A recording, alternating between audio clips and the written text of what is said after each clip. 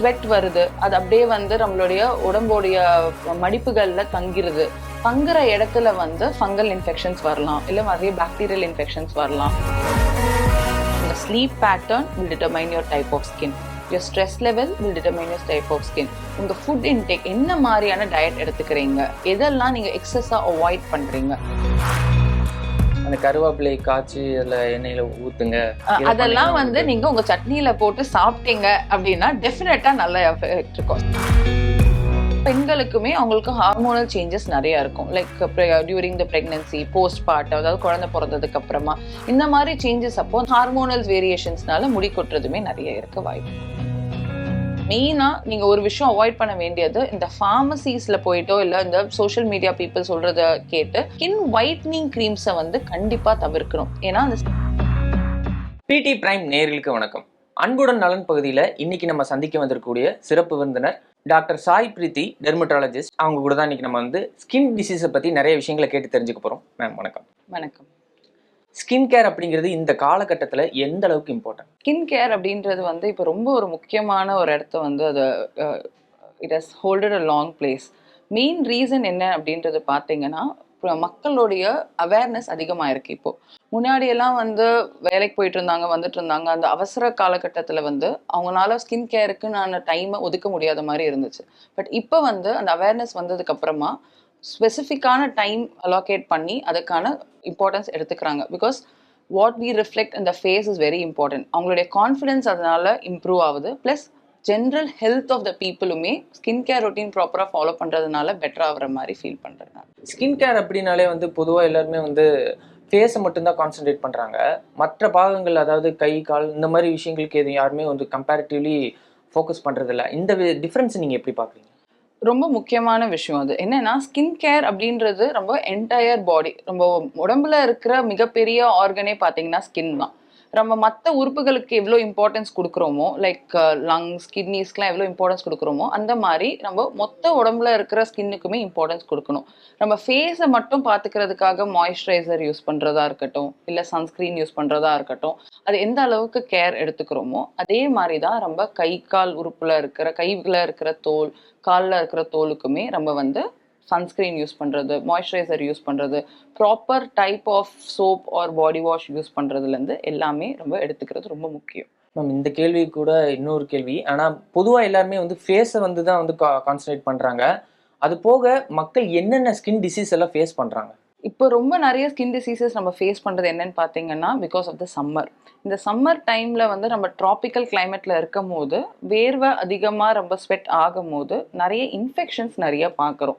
Like எல்லா விதமான மக்களுக்குமே, starting from குழந்தைங்களாக இருக்கட்டும், இல்லை அடல்ட்ஸாக இருக்கட்டும், ஒர்க்கிங் பீப்புளாக இருக்கட்டும், இல்லை வயதானவர்களாக இருக்கட்டும், எல்லாருமே இன்ஃபெக்ஷன்ஸ் நிறைய ஃபேஸ் பண்ணுறாங்க. ஸ்வெட் வருது, அது அப்படியே வந்து நம்மளுடைய உடம்போடைய மடிப்புகளில் தங்கிருது. தங்குற இடத்துல வந்து ஃபங்கல் இன்ஃபெக்ஷன்ஸ் வரலாம், இல்லை நிறைய பாக்டீரியல் இன்ஃபெக்ஷன்ஸ் வரலாம்.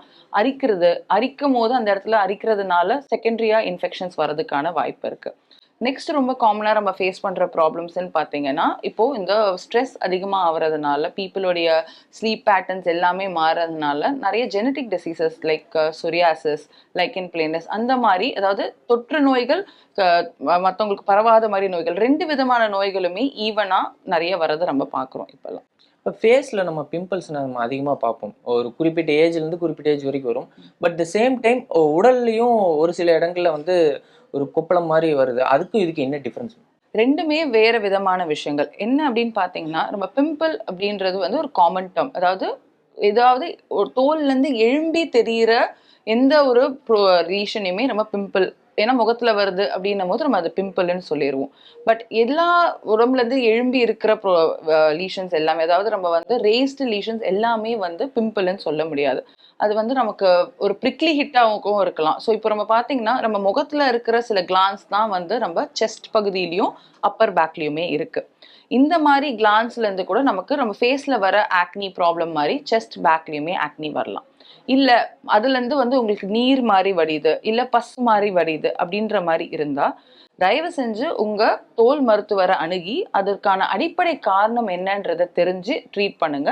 எல்லாமே பிம்பிள்னு நினைச்சு நம்ம ஃபேஸுக்கு பிம்பிள் க்ரீம் யூஸ் பண்றோம், ஆன்லைன்ல யூஸ் பண்ற க்ரீம்ஸ் யூஸ் பண்ற மாதிரி உடம்புல மற்ற இடங்கள்ல வர ரேஸ் லீஷன்ஸையுமே அதே மாதிரி ட்ரீட் பண்ணாதீங்க. அதனால பாதிப்புகள் நிறைய இருக்கிறதுக்கு வாய்ப்பு இருக்கு. இப்போ சம்மர்ல அதிகமாக வரக்கூடிய பேஷண்ட் எல்லாருமே வந்து எந்த விஷயமா எந்த டிசீஸ்ல வந்து அதிகமாக சஃபர் ஆயிருக்காங்க? இந்த சம்மர்ல நம்ம நிறைய பார்க்கறது வந்து ப்ரிக்லி ஹிட், நம்ம காமனா சொல்லக்கூடிய வேர்க்கூர் வந்து ரொம்ப அதிகமா இருக்கு மக்களுக்கு. ஏன்னா டெம்பரேச்சர், ஹீட் வேவ்ஸ் எல்லாமே ரொம்ப அதிகமா இருக்கிறதுனால இந்த ப்ரிக்லி ஹிட் ப்ராப்ளம் காமனா பார்க்குறோம். செகண்ட் ரொம்ப காமனா பார்க்கறது ஃபங்கல் இன்ஃபெக்ஷன்ஸ். எல்லா உடம்புடைய மடிப்புகள், ரொம்ப அக்குலா இருக்கட்டும், இல்லை நம்ம கை இடுக்குங்களா இருக்கட்டும், எல்லா இடங்கள்லையுமே வேர்வை தங்கும் போது நம்ம அதை ஒழுங்கா க்ளீன் பண்ணிக்கல, இல்லை வந்து 2 வேளை குளிக்கல அப்படின்னா அதுல வந்து ஃபங்கல் இன்ஃபெக்ஷன்ஸ் நிறைய, படர்தாமரை மாதிரியான விஷயங்கள் நிறைய பார்க்குறோம். ஸோ இது 2 ரொம்ப காமனா நம்ம இப்போ பார்க்குற விஷயங்களா இருக்கு. சம்மர்ல நம்ம வந்து அவாய்ட் பண்ணக்கூடிய ப்ராடக்ட்ஸ் அப்படின்னு எதை சொல்லுங்க? டெஃபினட்டா கிளைமேட்டிக் சேஞ்ச்க்கு ஏற்ற மாதிரி நம்ம யூஸ் பண்ணுற பொருட்களையும் நம்ம மாற்றணும். இப்போது யூஸ்வலாக பார்த்தீங்கன்னா நம்ம நிறைய ஜென்ரலாக பீப்புள் வந்து ஸ்க்ரப்பிங் அதிகமாக பண்ணுவாங்க, ஹெவி காஸ்மெட்டிக்ஸ் யூஸ் பண்ணுவாங்க. அந்த மாதிரி விஷயங்களை டெஃபினட்டாக சம்மரில் நம்ம தவிர்க்கணும். எக்ஸசிவ் ஸ்க்ரப்பிங் டெஃபினட்டாக பண்ணக்கூடாது. ஏன்னா வந்து அது ரொம்ப உங்களை ஸ்கின்னை இரிட்டேட் பண்ணி சன்னை இன்னும் எக்ஸ்போஸ் பண்ண வைக்கும். Second thing, you should definitely avoid using lot of cosmetics. இந்த ஹெவி காஸ்மெட்டிக்ஸ் எல்லாம் யூஸ் பண்ணுறதை விட்டுட்டு நீங்கள் ஃபவுண்டேஷன் ஹெவியாக போடுறீங்க, இல்லை வந்து மல்டிபிள் லேயர்ஸ் ஆஃப் காம்பேக்ட்ஸ் போடுறீங்க அப்படின்னா அதெல்லாம் கொஞ்சம் டெஃபினட்டாக தவிர்க்கணும். அதுக்கு பதிலாக நீங்கள் டிண்டட் சன்ஸ்க்ரீன்ஸ் மாதிரியான விஷயங்களை யூஸ் பண்ணிக்கலாம். தேர்ட் திங், கடையில் இப்போ ஒரு ஃபார்மசிக்கு போயிட்டு இது மாதிரி எனக்கு ஒரு புண்ணு இருக்குது, வேர்க்கூர் இருக்குன்றதுக்காக தயவு செஞ்சு ஆயின்மெண்ட்ஸ் வாங்கி யூஸ் பண்ணாதீங்க.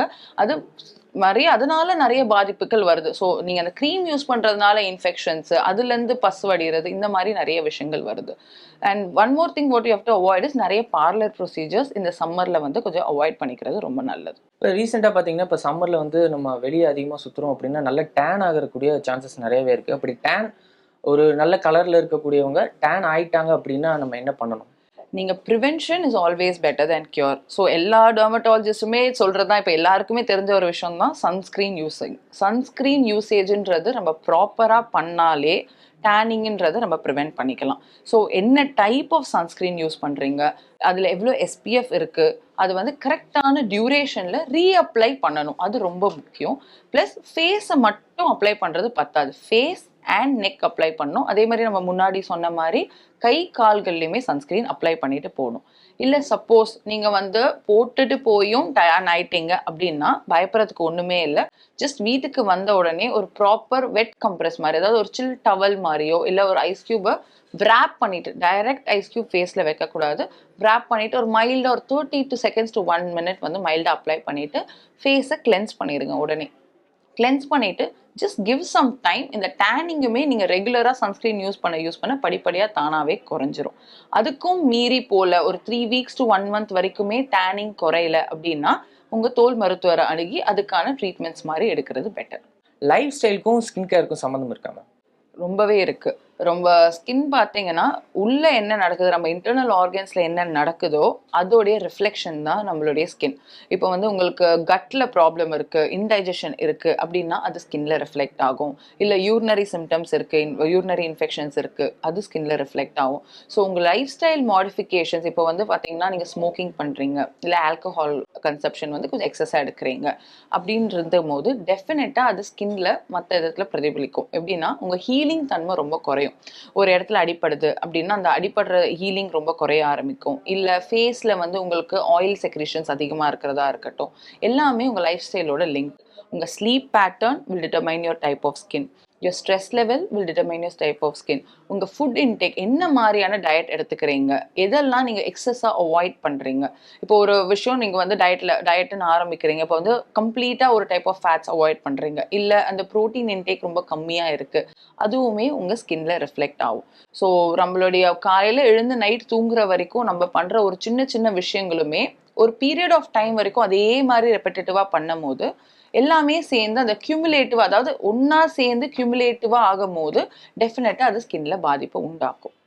இப்போ பொதுவா பசங்க அதிகமாக ஃபேஸ் பண்ணக்கூடிய விஷயம் என்னன்னா, ஒரு 30 வயசுக்கு மேலே வந்து பால்னஸ் இல்லை ஹேர் ஃபால், ஹேர் லாஸ் இந்த மாதிரியான பிரச்சனைகளை சந்திக்காங்க. ஆனால் இப்போ எல்லாருமே வந்து 20 வயசுக்கு உள்ளேயே வந்து அந்த விஷயங்களை சந்திச்சுட்டு வராங்க. அதே மாதிரி சில பேருக்குள்ள வந்து பேட்சா ஒரு குறிப்பிட்ட இடத்துல முடி பயங்கரமா கொட்டும். இது என்ன ரீசன்?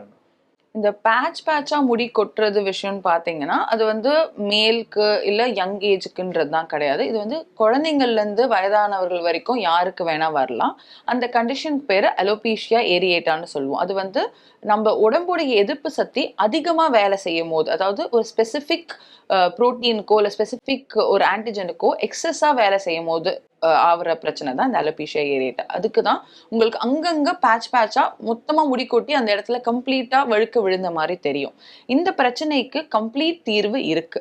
நீங்க உங்களுடைய தோல் மருத்துவரை அணுகி அதுக்கான ட்ரீட்மெண்ட் எடுத்தீங்கன்னா இந்த கண்டிஷன் வந்து கம்ப்ளீட்லி ரிவர்சபிள் அண்ட் ரெக்கரன்ஸ் வராமையும், அதாவது திரும்பி அது வராமையும் தடுத்துடலாம்.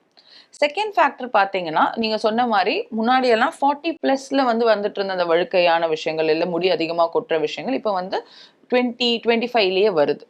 இதுக்கான மெயின் காரணம்னு பார்த்தீங்கன்னா ஜெனட்டிக் தான். இப்போ உங்களுக்கு ஜெனட்டிக்கா முடி கொட்டுற பிரச்சனை இருக்கு அப்படின்னா, முன்னாடி எல்லாம் நம்ம பாடியோடைய மெக்கானிசம், நம்மளுடைய ஸ்ட்ரெஸ் லெவல், ஸ்லீப் பேட்டர்ன்லாம் கொஞ்சம் பெட்டரா இருக்கும் போது கொஞ்சம் டிலேடா 40-45 வயசுல கொட்டிட்டு இருந்துச்சு. இப்போ வந்து நம்மளுடைய ஃபாஸ்ட் லைஃப்ல வந்து நம்ம ஸ்லீப் குறையுது. தூங்குற டைமுமே ஒரு மாதிரி இம்பேலன்ஸ் ஸ்லீப்பா, லைக் ஃபோன் பார்த்துட்டு தூங்குறோம், நல்ல எழுந்து மெசேஜ் பார்க்குறோம். அப்படி இருக்கும் போது ஒரு சஸ்டெயின்ட் ஸ்லீப் பேட்டர்ன் இருக்கிறது கிடையாது. ப்ளஸ் நம்மளுடைய ஸ்ட்ரெஸ் லெவலுமே due to work pressure, due to financial constraint, everything நம்மளுடைய ஸ்ட்ரெஸ் லெவலுமே அதிகமாக்கும் போது இந்த ஜெனட்டிக் ஆக்டிவிட்டி வந்து ரொம்ப ஃபாஸ்ட்டாக வேலை செய்ய ஆரம்பிக்குது. அதனால தான் கொஞ்சம் ஏர்லியராகவே இந்த முடி கொட்டுற பிரச்சனை வருது.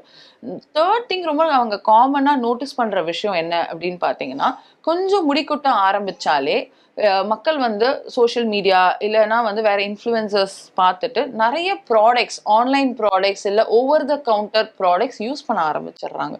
இந்த எல்லா ப்ராடக்ட்ஸுக்கான ரீபவுண்ட் சைடு எஃபெக்ட்ஸ் தான் வந்து நிறைய ஒரு பெரிய பாதிப்பை உண்டாக்குது. லைக் மைல்டா ஒரு நாளைக்கு 100 முடி வரைக்கும் கொட்டுறது ரொம்பவே நார்மல். ஏன்னா எப்படி ஒரு முடி கொட்டுதோ அதே ஃபாலிக்கல்ஸ்ல இருந்து ஒரு பீரியட் ஆஃப் டைம்க்கு அப்புறமா முடி வளரவும் செய்ய போகுது. இந்த பேலன்ஸ் வந்து நம்ம பாடியே மெயின்டைன் பண்ணிக்கும்.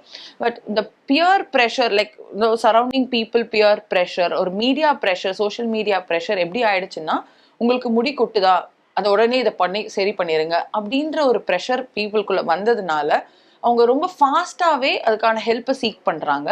பட் எடுக்கிற இடம் தப்பு. எங்கேருந்து வந்து அந்த ஹெல்ப்பை சீக் பண்றாங்களோ அந்த இடம் தப்பு. அதுவுமே ஒரு ரீசன். உங்களுக்கு ஒரு 20-25லயே அதிகமாக முடி கொட்டுற மாதிரி நீங்கள் ஃபீல் பண்ணீங்க அப்படின்னா டெஃபினட்டாக உங்கள் தோல் மருத்துவரை பார்த்து அதுக்கான டெஃபிஷியன்சி ஏதாவது இருக்கா உங்களுக்கு, இல்லை வேற ஏதாவது ரீசன்னால முடி கொட்டுறதா அப்படின்றத பார்த்துட்டு அதுக்கேற்ற மாதிரி அணுகுனீங்கன்னா அந்த ப்ராப்ளமை நம்ம கண்ட்ரோலுக்கு எடுத்துட்டு வர முடியும். அந்த கருவேப்பிலை காய்ச்சி அதுல எண்ணெயில ஊத்துங்க, அதெல்லாம் வந்து நீங்க உங்க சட்னியில போட்டு சாப்பிட்டீங்க அப்படின்னா டெஃபினட்டா நல்ல எஃபெக்ட் இருக்கும். சி, இந்த நேச்சுரல் ரெமெடிஸ் எல்லாமே உடம்புக்கு ரொம்ப நல்லது. நாம இல்லைன்னு சொல்ல. லைக் ஜென்ரல் பீப்புள் என்ன கன்சிடர் பண்றாங்கன்னா, டெர்மட்டாலஜிஸ்ட், ஸ்கின் டாக்டர்ஸ் எல்லாமே வந்து இந்த நேச்சுரல் தெரப்பியே தப்பு தப்பு அப்படின்றாங்க அப்படின்றது தான். பட் அது விஷயம் கிடையாது. அதுல இருக்கிற நியூட்ரிஷன், அதுல நீங்க சொல்ற நல்ல விஷயம் கண்டிப்பா இருக்கு. நீங்க எந்த ஃபார்முலேஷன்ல அதை பண்ணி உங்க மேல தடவுறீங்கன்றது தான் தப்பு. இப்போ நீங்க அந்த கருவேப்பிலை எல்லாமே முடிக்கு ரொம்ப நல்லது. அதுல நிறைய நியூட்ரிஷன் இருக்கு, பயோட்டின் இருக்கு, எல்லாமே இருக்கு. பட் நீங்க அதை வந்து உங்க ஒரு சட்னியா அரைச்சு சாப்பிட்றதோ இல்லை உள்ள உட்கொள்ளும் போது அதோட அப்சார்ப்ஷன் பெட்டரா இருக்கும். நீங்க அது மேல முடி மேல தடவும் போது அது யூஸ் கிடையாது. நீங்க அது வந்து குப்பையில போடுற மாதிரி தான். ஒரு காமன் கொஸ்டின் மேம், தலைமுடியில எண்ணெய் தேய்ச்சா முடி வளருமா வளராதா? கண்டிப்பா தலையில எண்ணெய் தேய்க்கிறது வந்து முடி வளர்றதுக்கான விஷயம் இல்லை, அதை படிய வைக்கிறதுக்கான விஷயம். அதாவது ட்ரைனஸ் ஆகி பிரேக் ஆகி விழாம இருக்கிறதுக்காக டெஃபினட்டா நீங்க ரெகுலரா, அதாவது சின்ன வயசுல இருந்து எண்ணெய் தேய்ச்சிட்டு இருக்கவங்க பாத்தீங்கன்னா உங்களுக்கு முடி நல்லாவே இருக்கும். அது மெயின் ரீசன் என்னன்னா, அந்த ஹேருடைய டெக்ஸ்சர் நல்லா மெயின்டைன் ஆகுது, அதனால பிரேக்கேஜ் எல்லாமே கம்மியாகுது. பட் எண்ணெய் எக்ஸஸா போடுறதோ இல்லை மல்டிபிள் காம்பினேஷன் எண்ணெய்களை நிறைய வாங்கி டெய்லி யூஸ் பண்றதோ டெஃபினட்டா ரோல் இருக்காது. மினிமம் அமௌண்ட் ஆஃப் அப்ளிகேஷன், அதாவது என்னன்னா லெஸ் இஸ் மோர்ன்ற மாதிரி கரெக்ட் டியூரேஷன்ல கரெக்ட் அப்ளிகேஷன் கொஞ்ச நேரத்துக்கு மட்டும் விட்டு வாஷ் பண்றது இஸ் ஓகே. பட் அதனால முடி வளருமான்னு கேட்டிங்கன்னா அது வந்து பெரிய டிஃபரன்ஸ் இருக்காது. இப்போ இருக்கிற சுச்சுவேஷன்ல ஆண்களுக்கு எந்த அளவுக்கு முடி கொட்டுற ப்ராப்ளம் இருக்கோ அதே ஈக்குவலா வந்து பெண்களுக்கும் அந்த மாதிரி வரும்னு சொல்றாங்க. அது எந்த அளவுக்கு? கண்டிப்பா இது ஆக்சுவலி பாத்தீங்கன்னா பெண்களுக்கு முடி கொட்டுறது ரொம்ப அதிகமாவே இருக்கு. இப்போ இல்லை, முன்னாடியில இருந்தே பெண்களுக்கு முடி கொட்டுறது அதிகமாகவே இருக்கு. மெயின் ரீசன்னு பார்த்தீங்கன்னா பெண்களுக்கு அனீமிக் ப்ராப்ளம் வரதுக்கு வாய்ப்பு இருக்கு. லைக் ரெகுலர் அவங்க மென்ஸ்ட்ரேஷன்னாலேயோ பிரெக்னன்சினாலேயோ இல்லை நியூட்ரிஷனல் டெஃபிஷியன்சியாலேயோ அவங்களுக்கு வந்து இந்த ரத்த சோகை, அனீமியான்னு சொல்லக்கூடிய ரத்த சோகை வந்து கொஞ்சம் பெண்களுக்கு ரொம்ப அதிகம். ஆண்களை கம்பேர் பண்ணும்போது பெண்களுக்கு ஹீமோகுளோபின் கொஞ்சம் கம்மியாகவே தான் இருக்கும். இது ஒரு மெயின் ரீசன் எதனால வருதுன்றது. செகண்ட் திங் பார்த்தீங்கன்னா பெண்களுக்குமே அவங்களுக்கு ஹார்மோனல் சேஞ்சஸ் நிறைய இருக்கும். Like during the pregnancy, post partum, அதாவது குழந்தை பிறந்ததுக்கு அப்புறமா இந்த மாதிரி சேஞ்சஸ் அப்போ அந்த ஹார்மோனல் பீக்ஸ் வந்து குறையும் போது சீசனல் வேரியேஷன்ஸ்ன்ற மாதிரி ஹார்மோனல் வேரியேஷன்ஸ்னால முடி கொட்டுறதுமே நிறைய இருக்க வாய்ப்பு இருக்கு. மேம், ஆண்களை பொறுத்த வரைக்கும் ஸ்கின் ஷைனிங்காக இருக்கணும் அப்படின்னு சொல்லிட்டு நிறைய ப்ராடக்ட்ஸ் எல்லாம் இப்போ நம்ம இன்ஃப்ளூன்சர்ஸ் எல்லாமே வந்து ப்ரொஜெக்ட் பண்ணுறாங்க. அந்த மாதிரி விஷயங்களை நிறைய எடுத்துக்கிறாங்க. இது வந்து கரெக்டாக இல்லை, இது எதை எடுத்துக்க கூடாது, எந்த மாதிரியான ப்ராடக்ட்ஸ் வந்து ஷைனிங்காக எடுத்துக்கூடாது? ஆண்கள் பெண்கள் 2 பேருமே பார்த்தீங்கன்னா கண்டிப்பா ஒரு ஸ்கின் கேர் ரொட்டீன் அவங்களுக்குன்னு ஃப்ரேம் பண்ணிக்கணும். உங்க ஸ்கின் டைப் எதுவா இருந்தாலும், நீங்க வந்து ஆயிலி ஸ்கின், ட்ரை ஸ்கின், நிறைய ஸ்கின் டைப்ஸ் எப்படி இருந்தாலுமே உங்களுக்கு ஏத்த ஸ்கின் கேர் ரொட்டீனை நீங்க ஃபாலோ பண்ணணும். Second thing, excess of usage, அதாவது நிறைய ஆக்டிவ்ஸ் எல்லாம் யூஸ் பண்றது அவாய்ட் பண்ணிட்டு, இந்த 8 care skin routine, 10 care skin routine அதெல்லாம் வந்து அவாய்ட் பண்ணிட்டு, simple is better, less is மோர்ன்ற மாதிரி ஒரு ப்ராப்பர் குட் கிளென்சர், ஒரு moisturiser and proper usage of sunscreen, இது வந்து மோர் தேன் எனஃப். இந்த excess anti ageing scrubs use பண்றது, அதே மாதிரி வீட்லயே வந்து ஓவர் எக்ஸ்போலியர், அதாவது ஹோம் கெமிக்கல் பீல்ஸ் அப்படிலாம் நிறைய யூஸ் பண்றது தான் வந்து ரொம்ப பெரிய ப்ராப்ளம் ஆகுது. ஏன்னா நம்ம அந்த ஸ்கின்ல இருக்கிற நல்ல லேயருமே இதனால நம்ம இழக்கிறோம். அந்த நல்ல லேயரை இழந்துடும் போது செகண்டரியா நிறைய ப்ராப்ளம்ஸ் அதனால வரதுக்கு வாய்ப்பு இருக்கு.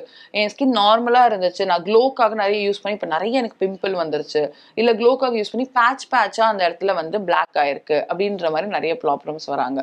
ப்ளஸ் மெயினாக நீங்கள் ஒரு விஷயம் அவாய்ட் பண்ண வேண்டியது, இந்த ஃபார்மசிஸில் போயிட்டோ இல்லை இந்த சோஷியல் மீடியா பீப்புள் சொல்கிறத கேட்டு ஒயிட்னிங் க்ரீம்ஸ், ஸ்கின் ஒயிட்னிங் க்ரீம்ஸை வந்து கண்டிப்பாக தவிர்க்கணும். ஏன்னா அந்த ஸ்கின் ஒயிட்னிங் க்ரீம்ஸ் எல்லாத்துலேயுமே ஹைட்ரோக்வினோன் அப்படின்ற ஒரு காம்பனன்ட் இருக்கும். அது வந்து யாருக்காக கரெக்டாக கொடுக்கணும், எந்த ப்ராப்ளம்காக கொடுக்கணுன்றது நிறைய இருக்கு.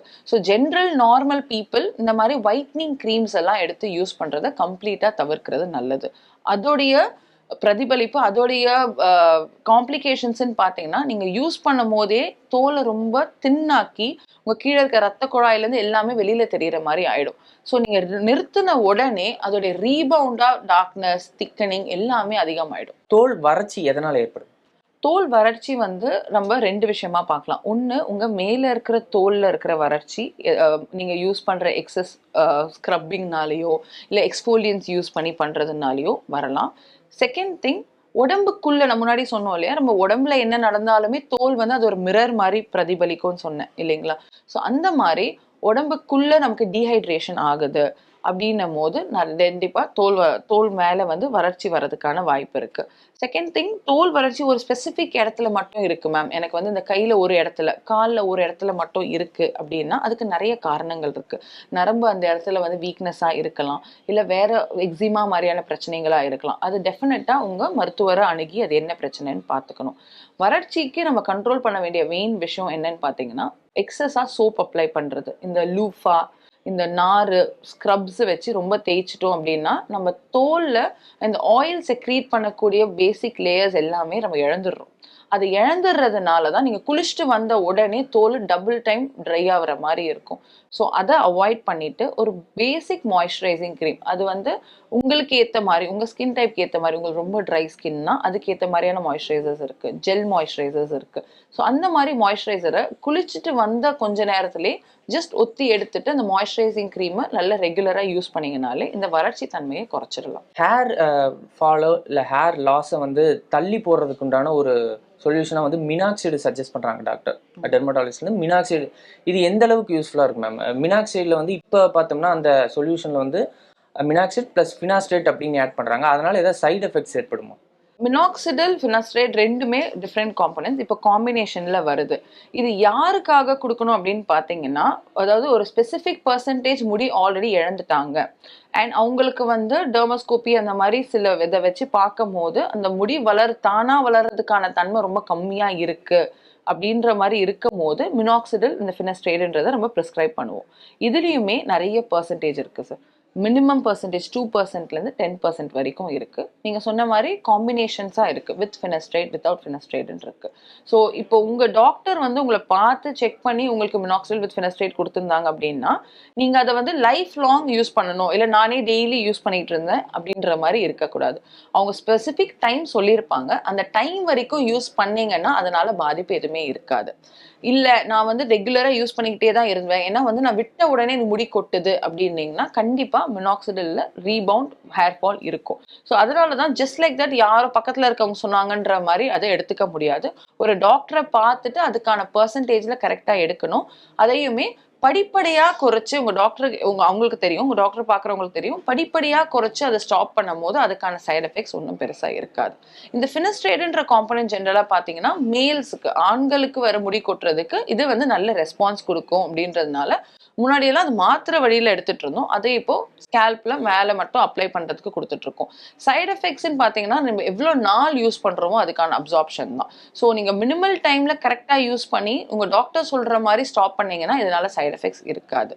இப்போ உங்களுக்கு மைக்ரைன் ப்ராப்ளம் இருக்குது, இல்லை வந்து ஒத்த தலைவலி மாதிரியான பிரச்சனை இருக்குது அப்படின்னா மினாக்சிடில் நீங்களாக செல்ஃப் மெடிகேட் பண்ணுறதை அவாய்ட் பண்ணிக்கோங்க. அதனால் உங்களுக்கு அந்த தலைவலி பிரச்சனை அதிகமாகிறதுக்கு வாய்ப்பு இருக்குது. தேங்க்யூ மேம், எங்களுக்காக நிறைய விஷயங்கள் ஷேர் பண்ணிட்டீங்க. தேங்க்யூ. Thank you so much.